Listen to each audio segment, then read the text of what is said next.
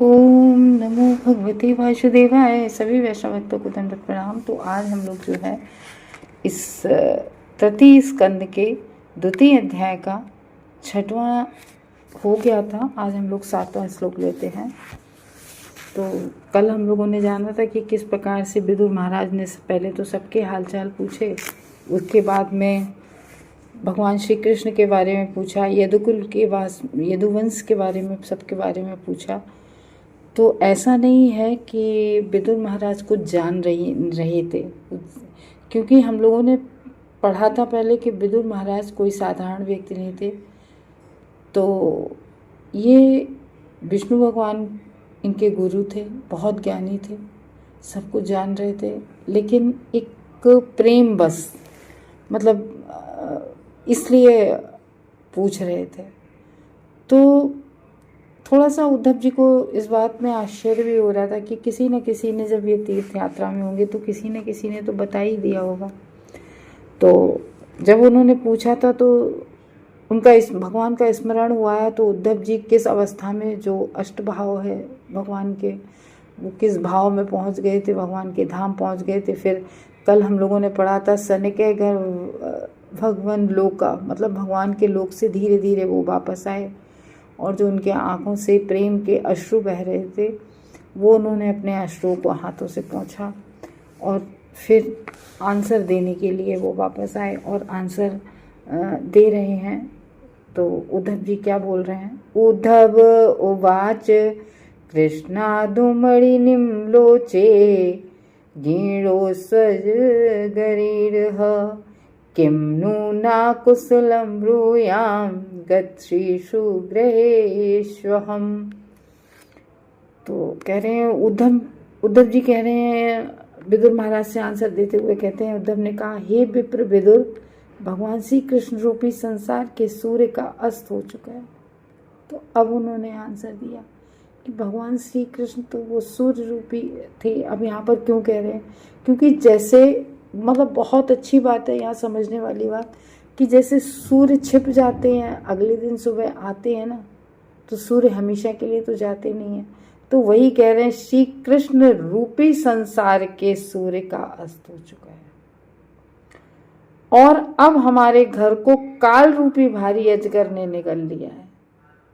तो अब हमारे घर को काल, मतलब ये जो समय है, तो ये समय आया कि भगवान की लीला धरा जगत पर ख़त्म हो गई, भगवान को जाना पड़ा, और इस तरीके से इस काल ने हम लोगों के घरों को निकाल लिया। यानी कि बहुत दुखी हो गए थे सबके सब। मैं आपसे अपनी कुशलता के विषय में क्या कह सकता हूँ?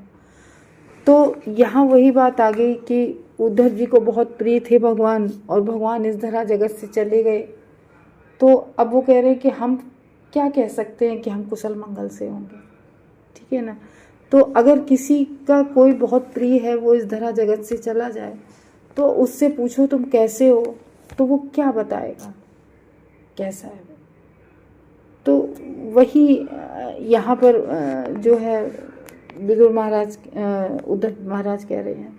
अच्छा, उद्धव जी जब भगवान जा रहे थे तो उद्धव जी ने कहा कि मैं भी साथ में चलूँगा, क्योंकि सारे जो देव अंश थे जो लीला में पार्टिसिपेट करने आए थे वो भी चले गए थे। जो भगवान के नित्य पार्षद थे यदुवंशी, वो भी चले गए थे, जो भी आए थे लीला, भगवान की लीला में पार्टिसिपेट करने। तो उद्धव ने कहा, आप जा रहे हैं, मैं यहाँ पर रहकर क्या करूँगा?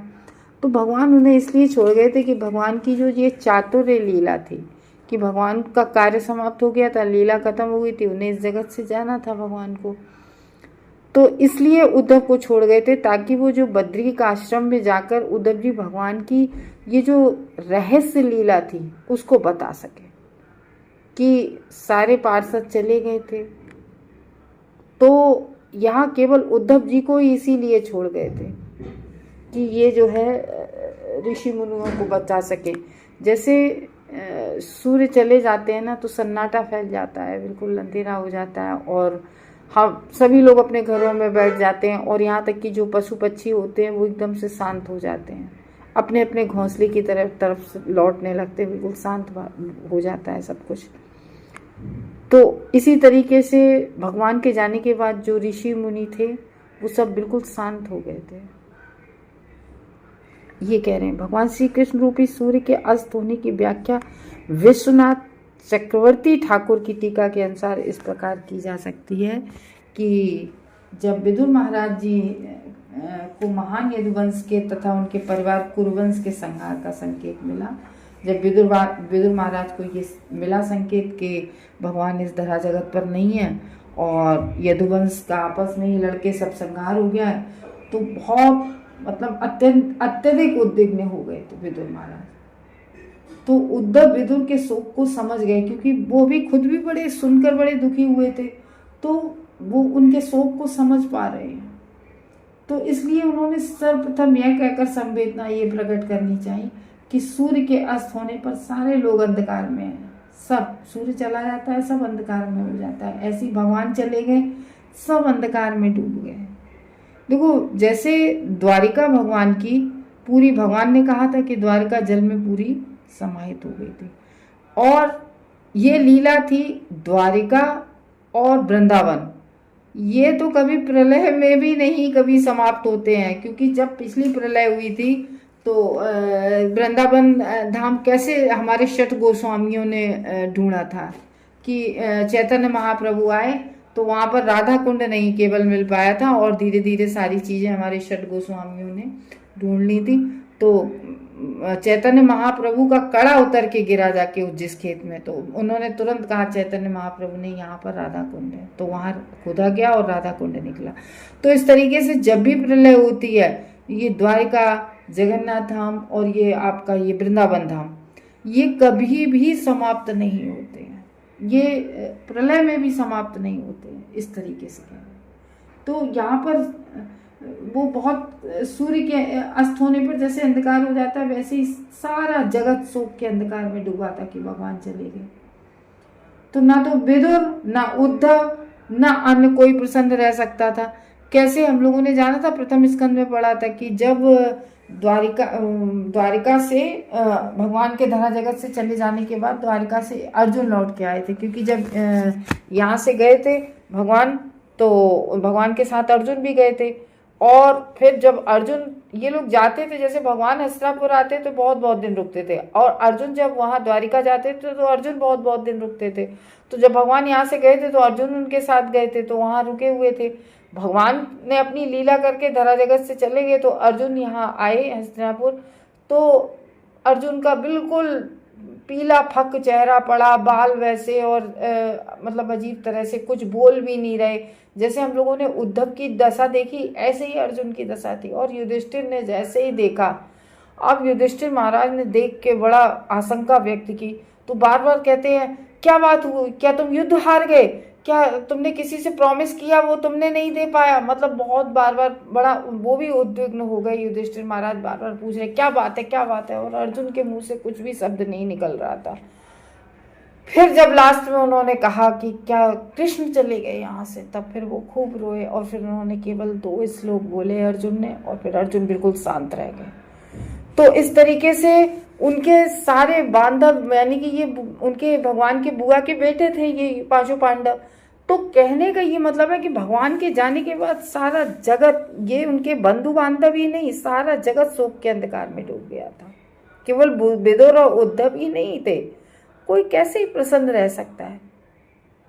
विदुर जितने ही उद्धव भी दुखी थे, दोनों दुखी थे बराबर। अतः उनके कुशल क्षेम के विषय में उनसे अधिक कहने तो उनके पास अब कुछ भी नहीं था। क्या कह सकते उनके कुशल क्षेम, क्योंकि उनकी पूछी थी कुशल क्षेम, जानते थे लेकिन एक उसके प्रेम बस पूछा। तो सूर्य से, और उन्हें थोड़ा सा ये हुआ भी कि देखो, तो सूर्य से श्री कृष्ण की तुलना ये बहुत ही, मतलब यहाँ पर आचार्य लोग बता रहे ये बहुत उपयुक्त है, क्योंकि सूर्य के अस्त होते ही अंधकार अपने आप छा जाता है, किंतु सामान्य व्यक्ति द्वारा अनुभव किया गया अंधकार सूर्य को प्रभावित नहीं करता है, चाहे समय सूर्योदय का हो या सूर्यास्त का हो। भगवान श्री कृष्ण का आविर्भाव तथा उनके तिरोधान सूर्य के ही समान है। तो यहाँ पर ये बता रहे हैं कि भगवान कोई सामान्य हम लोगों के बद्धजीव जैसे तो है नहीं है कि उनका तिरोधान हो गया या भगवान का जन्म हो गया, वो तो अजन्मे है भगवान। तो वो तो अपना ब्रह्मांड में, किसी न किसी ब्रह्मांड में कहीं ना कहीं लीला चल रही होती है, भगवान दूसरी जगह लीला करने लगते। और ऐसा ही हाल उनके नित्य पार्षद का है ऐसे ही तो भीष्म पितामह यहाँ दिख रहा था कि जा रहे हैं, लेकिन वहाँ पर नित्य भगवान की नित्य लीला में तुरंत प्रवेश कर जाते हैं अलग। तो ये है कि यहाँ पर भगवान की लीला हमेशा किसी न किसी ब्रह्मांड में कहीं ना कहीं, कभी रामायण की, कभी महाभारत की, अभी भी इस समय भी पता नहीं किस ब्रह्मांड में कहाँ महाभारत का युद्ध चल रहा हो। ये लीलाएं हैं भगवान की, ये चलती रहती हैं।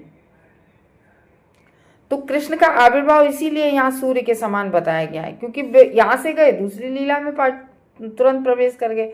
वे असंख्य ब्रह्मांडों में प्रकट होते हैं और अंतर्ध्यान होते रहते। तो भगवान जैसे सूर्य सुबह आ जाते हैं, शाम को छिप जाते हैं, ऐसे ही भगवान असंख्य ब्रह्मांडों में, कहीं इस ब्रह्मांड में लीला करने चले गए, वहां से आए गए उस ब्रह्मांड में लीला चलने, ये भगवान की लीलाएं चलती रहती हैं। तो अभी भी किसी विशेष ब्रह्मांड में विद्यमान भगवान होंगे तो तब तक उस ब्रह्मांड में दिव्य प्रकाश रहता है। तो जब तक भगवान जिस ब्रह्मांड में रहते हैं दिव्य प्रकाश रहता है, क्योंकि भगवान का जब भी ग्लोरिफिकेशन होता है, हमें ये भगवत गीता का श्लोक याद रखना चाहिए, जन्म कर्म च मे दिव्यम यो मे भक्त्यम। तो जो भक्त जान जाता है भगवान का जन्म कर्म दिव्य है। तो इस तरीके से कह रहे हैं कि ब्रह्मांड में भगवान चले जाते तो भी उनकी लीलाएं तो भगवान की शाश्वत होती हैं ना। भगवान सदैव किसी न किसी ब्रह्मांड में विद्यमान रहते हैं। जिस तरह से सूर्य पूर्वी तथा पश्चिमी गोलार्ध में विद्यमान रहता है, सूर्य सदा से ही भारत में या अमेरिका में रहता है। जैसे यहाँ सूर्य छिप गया तो पक्षी जान जाते हैं कि सूर्य छिप गया है, लेकिन अमेरिका में उस समय सूर्य निकल आता है। सूर्य तो कभी कहीं जाता ही नहीं है, इधर छिपा उधर निकला, अमेरिका में निकल आता है। तो वही कह रहे कि सूर्य सदा ही भारत और अमेरिका के बीच तो यही रहता है, यहाँ गए वहाँ चले गए। किंतु जब सूर्य भारत में रहता है तो अमेरिका देश अंधकार में रह रहता है, और जब सूर्य अमेरिका में रहता है तो भारत गोलार्ध अंधकार में रहता है। तो जिस तरह से सूर्य सुबह उदय होता है, क्रमशः मध्य आकाश में पहुंचता है, और फिर उस तरीके से पूरी परिक्रमा करते हुए सूर्य गोलार्ध में अस्त होकर उसी के साथ किसी अन्य गोलार्ध में उदय हो जाता है। ऐसे ही भगवान श्री कृष्ण है, उनके अंतर्ध्यान भगवान हो जाते हैं तो अंतर्ध्यान होने के साथ ही किसी अन्य ब्रह्मांड में अन्य लीला का शुभारंभ हो जाता है।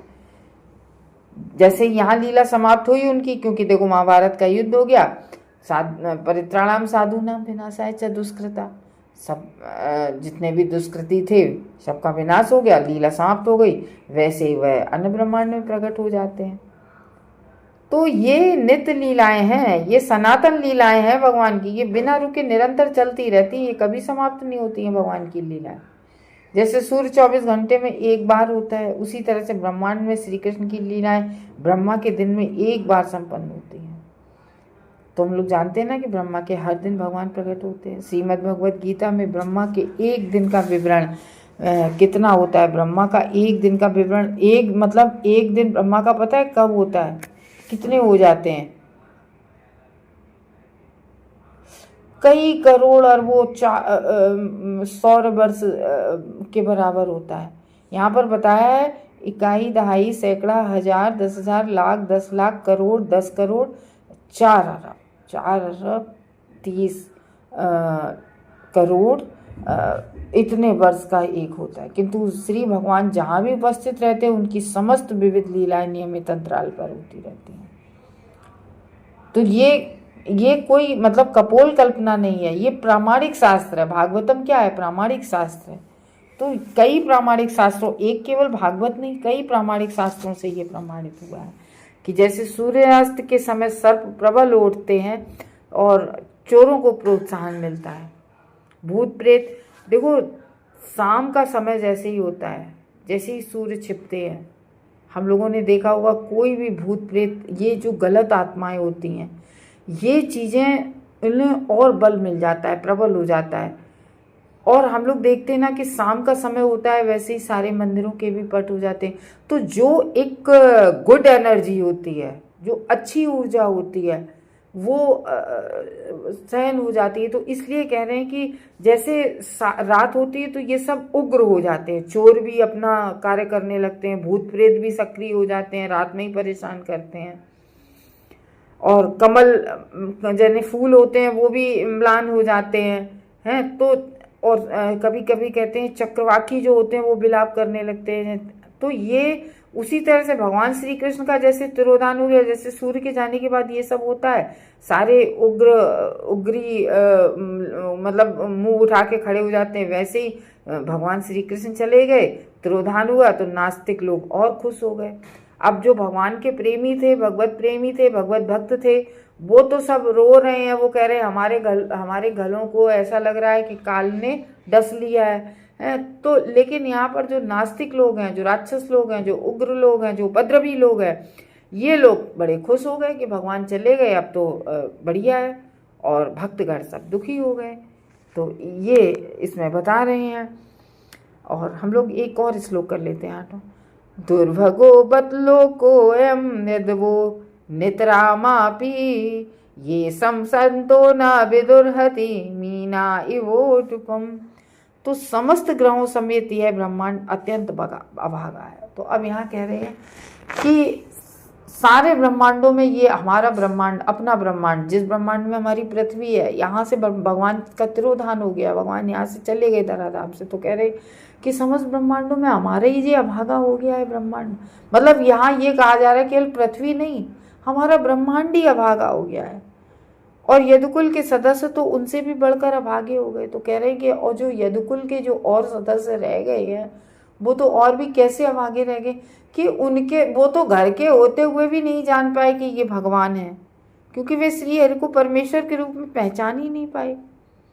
जिस तरह से मछलियां चंद्रमा को नहीं पहचान पाती हैं, तो ये बता रहे हैं कि यहाँ पर कि भगवान वहीं बने रहे द्वारका में सब लोगों के, और वो लोग मतलब कितने अभागे के साथ में रहे, खाए पिए सब कुछ करे, और वो लोग नहीं जान पाए कि ये भगवान है। तो वो तो और भी ज़्यादा अभागे हो गए। तो उद्धव जी जो है वो इस संसार के मतलब ऐसे सभी अभागे लोगों के प्रति बड़ा शोक व्यक्त कर रहे हैं कि बताओ, ऐसे करके कह रहे बताओ, जो भगवान श्री कृष्ण के समस्त दिव्य ईश्वरीय सद्गुणों को देखते हुए भी उन्हें नहीं पहचान पाए। तो भगवान के जैसे, अब बहुत छोटा एग्जाम्पल ले लो कि वृंदावन में थे, वृंदावन के लोग इतना भगवान को प्रेम करते थे।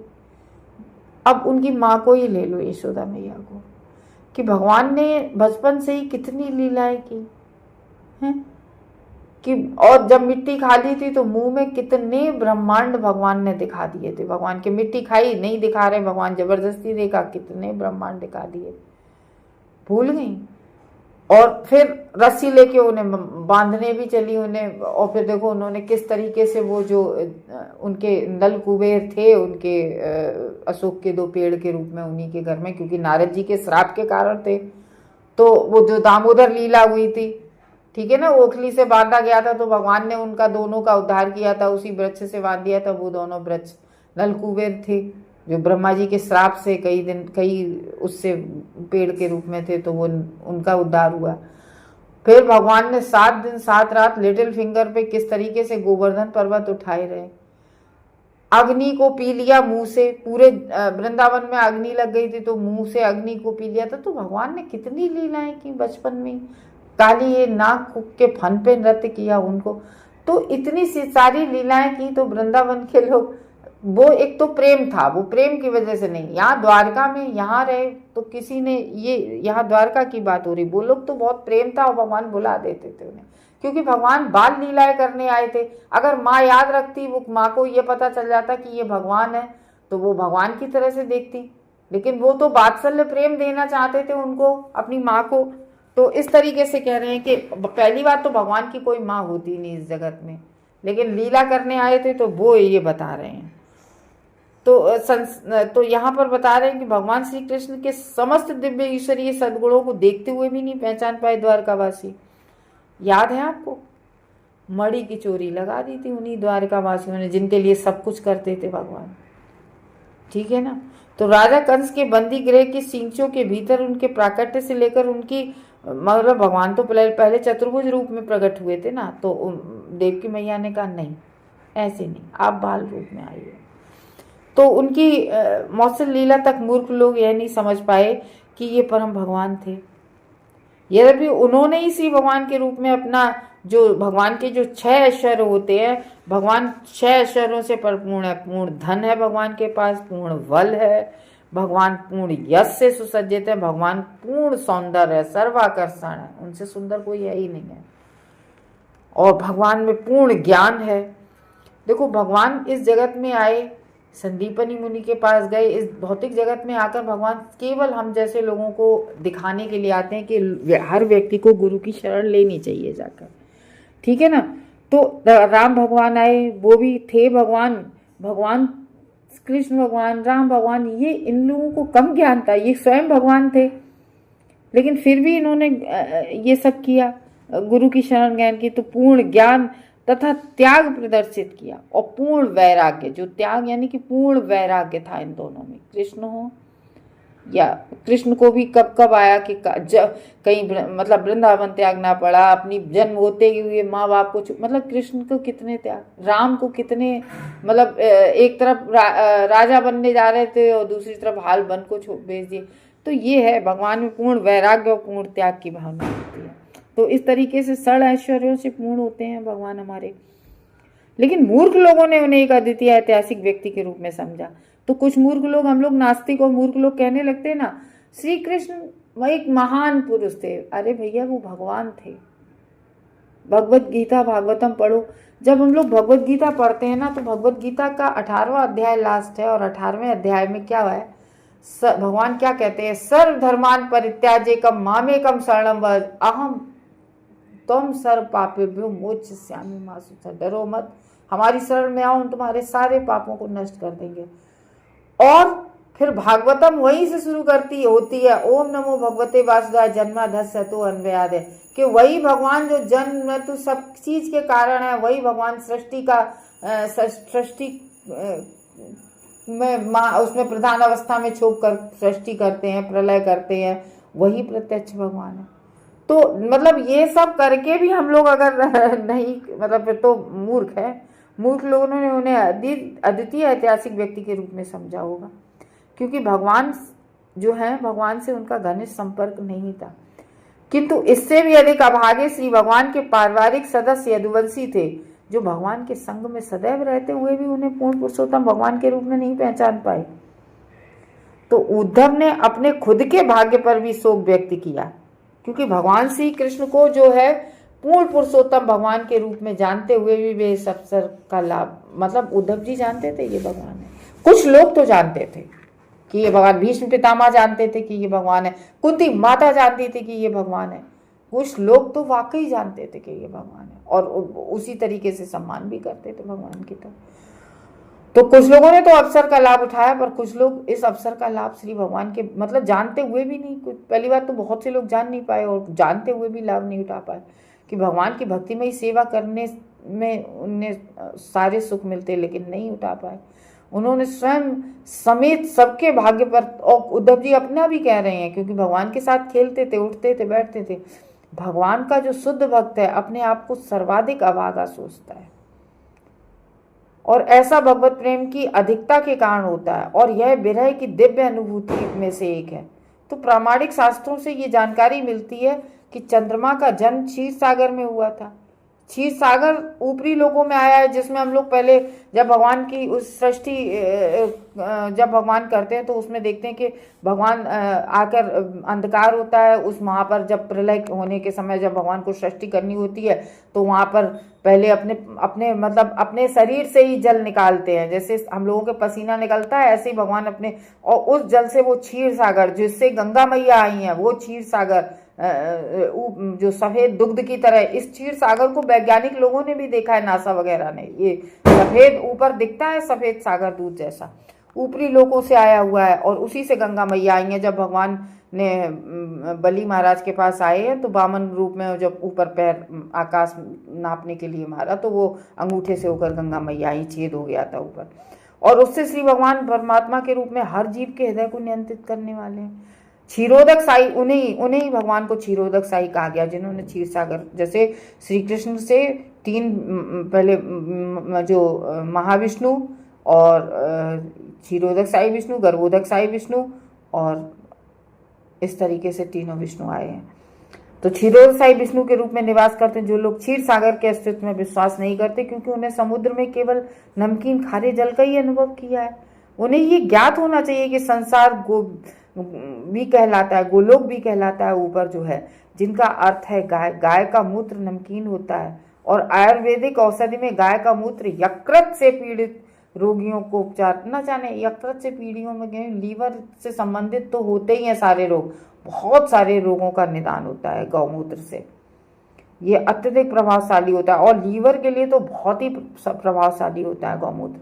तो ऐसे रोगियों को गाय के दूध का अनुभव नहीं होगा, क्योंकि लीवर से परेशान व्यक्ति को दूध मना कर दिया जाता है और गौमूत्र पिलाया जाता है, क्योंकि यकृत रोगियों को दूध कभी नहीं दिया जाता है। यकृत रोगी को जानना चाहिए कि गाय दूध भी देती है, भले भी उस रोगी ने दूध कभी नहीं चखा हो। जिस लोगों को इस क्षुद्र लोक का ही अनुभव है, उनमें केवल नमकीन जल का सागर विद्यमान है। तो यहाँ हमारे यहाँ है नमकीन समुद्र, लेकिन क्षीर सागर नहीं है।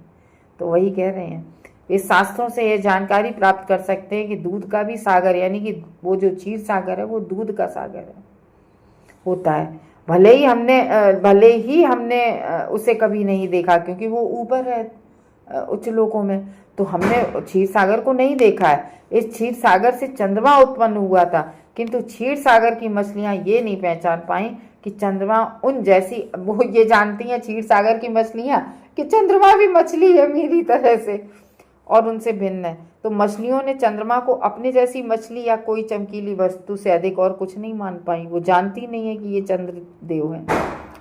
तो ऐसे लोग जो तो फिर हुए ना द्वारका के लोग अभागे, जैसे कि मछलियां ऊपर क्षीर सागर की नहीं जान पाई कि चंद्रमा, वो ये जानती अरे ये चंद्रमा नहीं है, ये तो हमारे जैसी मछली है कोई दूसरी। तो जो भगवान श्री कृष्ण को नहीं पहचान पाता वे ऐसी मछलियों के ही तुल्य हैं। वे उन्हें अपने में से ही एक समझते हैं कि जे श्री कृष्ण तो हमारे जैसे ही कोई पुरुष है साधारण, किंतु ऐश्वर्य बल आदि में अपने से कुछ बढ़कर मानते हैं। उनके कहते हैं हाँ ठीक है कोई महापुरुष है, ऐसे करके मान लेते हैं। भगवत गीता का जो 9वां अध्याय है, 9वां अध्याय का 11वें श्लोक में ऐसे मूर्ख व्यक्तियों को सर्वाधिक अभागा माना गया और भगवान ने ये श्लोक भी बोला है, अब जानन्ति मामूढ़ा मानुषी तनुमाश्रिता, कि मूढ़ लोग मुझे कहाँ पहचान पाते हैं, ये भगवान ने कहा था भगवत गीता में। तो इस तरीके से हम लोगों ने आज जो है 2 श्लोक किए। हरे कृष्णा।